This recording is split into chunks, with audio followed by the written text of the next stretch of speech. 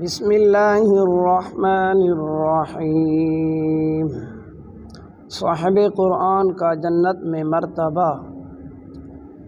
حضرت عبداللہ بن عمر رضی اللہ تعالی عنہ نے حضور اقدس صلی اللہ علیہ وسلم کا ارشاد نقل کیا ہے کہ قیامت کے دن صاحب قرآن سے کہا جائے گا کہ قرآن شریف پڑھتا جا اور بہشت کے درجوں پر چڑھتا جا، اور ٹھہر ٹھہر کر پڑھ جیسا کہ تو دنیا میں ٹھہر ٹھہر کر پڑھا کرتا تھا۔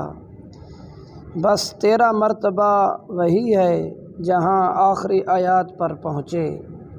ماشاءاللہ۔ اپنے بچوں کو قرآن پاک کی تعلیم دیا کریں۔ السلام علیکم۔